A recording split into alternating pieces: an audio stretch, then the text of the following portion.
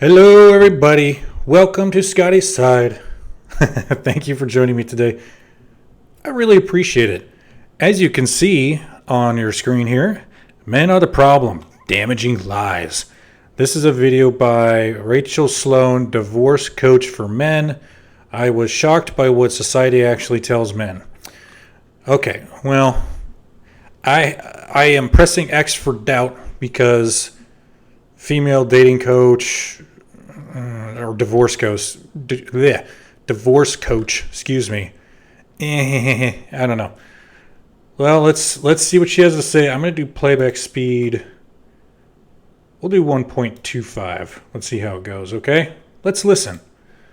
Let's go. I'm a relationship and a divorce coach. And over the last 2.5 years, I've interviewed several hundred men, many of whom were going through the agony of an unwanted divorce. Before those conversations, I already had an inkling that this popular story in our society about how things are so much easier for men and how us women are victims of the patriarchy and of misogyny. I already knew that some of that story wasn't quite accurate, that there was more going on. But when I started talking to these men and having these conversations again and again, so much jumped out at me that I hadn't realized. We have so much of it wrong, and there are so many things that society is telling men that are making life really, really difficult for men. Things are not easier for them. It is not better to be a man, definitely not right now. And you don't have to go and talk to hundreds of men like I did in order to figure this out. All you have to do is look at a couple of simple statistics. The suicide rate for men is 3.5 to 4 times that of the suicide rate for women. If you add in divorce, divorced men are 9 times more likely to kill themselves than divorced women. 9 times. 9 times more likely to die because of the intensity of the emotions that they are feeling. That's what suicide is. It's, I can't take this pain. Things are not better for men. Big part of the problem is that the messages, the story that society is telling about men and to men, those two things hand in hand are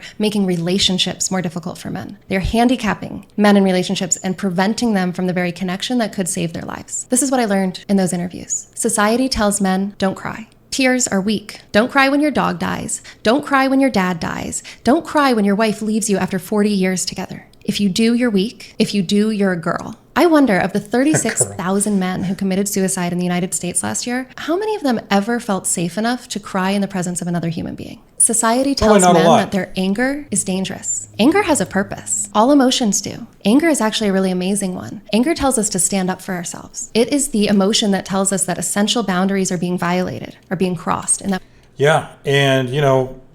like, this is why I totally understand guys with like red pill rage.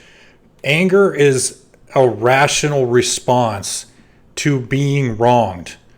And for whoever's wronging them, not realizing it or not caring that they've fucked with this person and fucked them up somehow, like messed with their lives or something.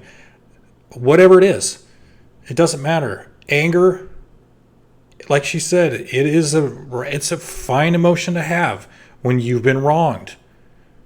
There's nothing wrong with being angry. And women get angry all the fucking time too. We need to defend ourselves, that we need to fight. In our darkest moments, in the depths of despair or depression, anger is the emotion that reminds us, I deserve better. I am worth more. I am worthwhile. And we know this as a society. We know this. We actually celebrate anger in women and in minority populations. We recognize its power to help them stand up for themselves and fight for what they deserve and what they need. But we don't give men that luxury. We don't give men that grace or recognize that value in their anger. Instead, we tell them that their anger is dangerous. And the message there is that they don't deserve better, that they aren't worth more. If they do stand up for themselves, well, now they're being violent. Now they're being abusive and toxic. Right. Society tells men that they are the problem. The problem is the patriarchy. The problem is misogyny. The problem is men. Men in power, men in television, men in the home, men with their kids. I don't think that most women or most people have any idea how many men are internalizing this message. It is heartbreaking to sit. Yeah, they are, because it's fucking everywhere. It is everywhere in society. It's on media, it's in shows, it's on billboards, it's on the internet. Constantly in your fucking face about how bad men are and do better, this and that, be a real fucking man.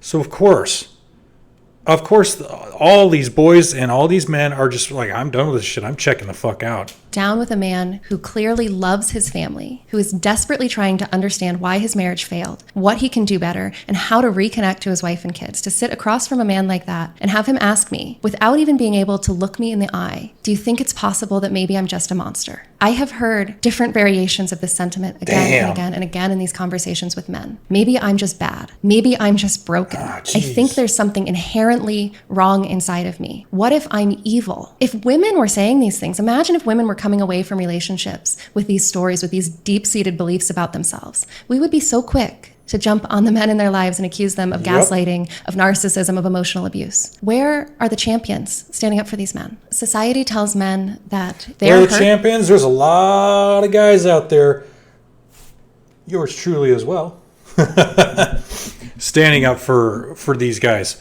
The problem is our channels get banned. Our channels get deleted. A lot of you guys that follow me also follow like Hammerhand or Undead Chronic. How many channels have they had to restart because their shit got banned, because they're trying to help men, because they're trying to get that message out there? Oh, well, we don't like how they say it, so they're tone policed. And they get their channel and their content, all of it removed. How many content creators do you know of that have had their channels shut down? Let me know. Put it in the comments, because I think I can think of 4 off the top of my head: Frost, Undead Chronic, Hammerhand, and Rebel Against Defeat. Those 4 guys, right off the top of my head, have all had their accounts wiped the fuck out. Other men are trying to champion men. We get silenced. That's the problem. Is not as bad as my hurt. After all, they're men. Things are easy for them. Yeah, what could they possibly know about pain, about loss, about frustration? What you feel is not as serious as what I feel because you're a man. But guess what? That's just flat out wrong. Take a look at those suicide statistics. It's simply not true that your hurt is less than my hurt. In fact, it seems the opposite may be true. Society teaches men that their needs come second. And yes, I'm talking about sex. She comes first. You please her first. Your worth as a husband, as a lover, as a partner, so much of that value is judged by how long you can last in bed. And yet, don't you dare objectify women or look at them as a sexualized object. Her needs are important. Your needs are less important. They come second, if at all. This is a message that men hear over and over and over again, that they're... And that's why a lot of them are walking away. So you got, I mean, she's laying it out pretty well. And yeah, this is why guys are just fucking checking out. I'm not dealing with any of this. And I think it's a smart thing to do. I think it's wise. If that's what you want to do and you're just getting shit your whole life, why would you put up with it? Bye.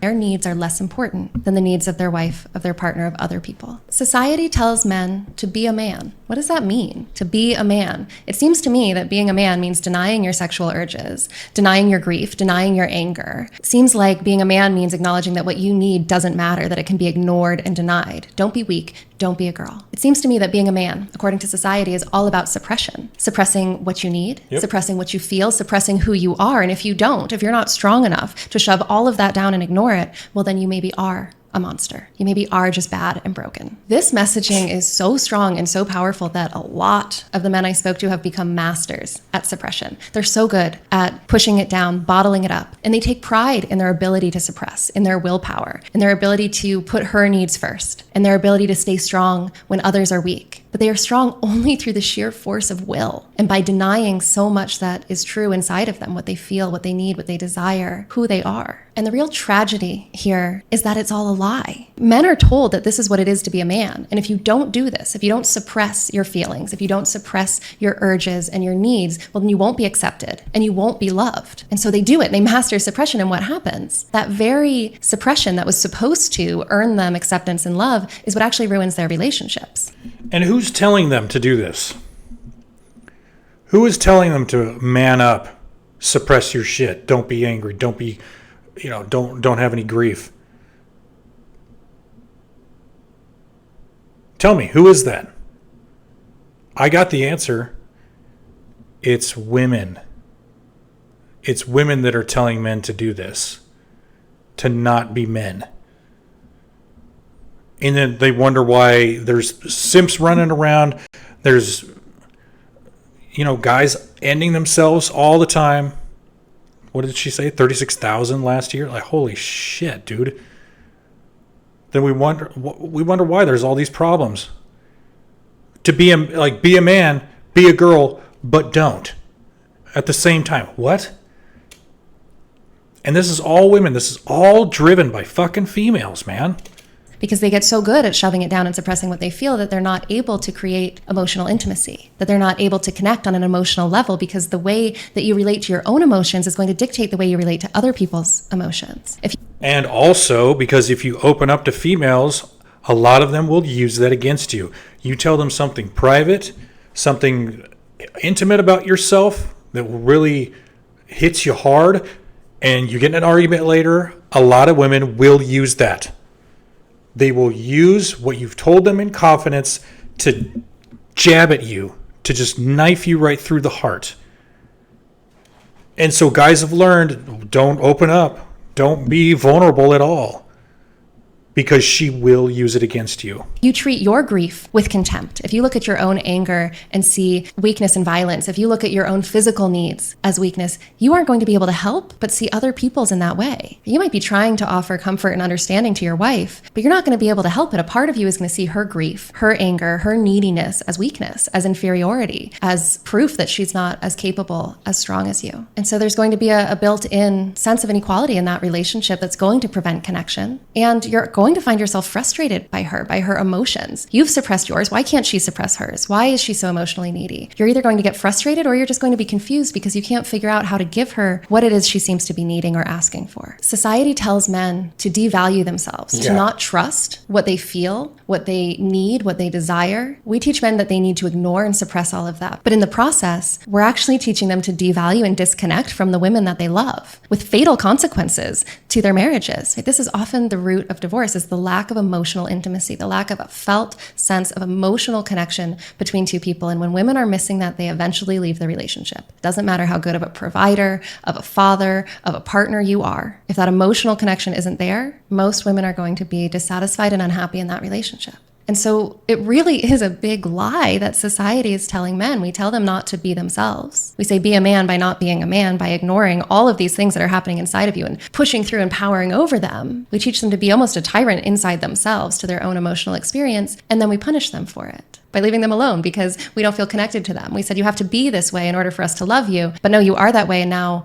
I can't love you because I don't feel loved by you. I just recently put out a video called Why Women Leave Good Men. If any of this is resonating to your experience at all right. That's enough. So, I mean, she made some good points there. She made some pretty solid observations, I think. But yeah, I mean, I think she was right about a lot of that stuff. And, I mean, you guys heard my comments. So, what do you disagree? Do you agree, disagree with her? What do you think? Did she miss some points? I think she mostly got it there. Yeah, I think she was pretty good.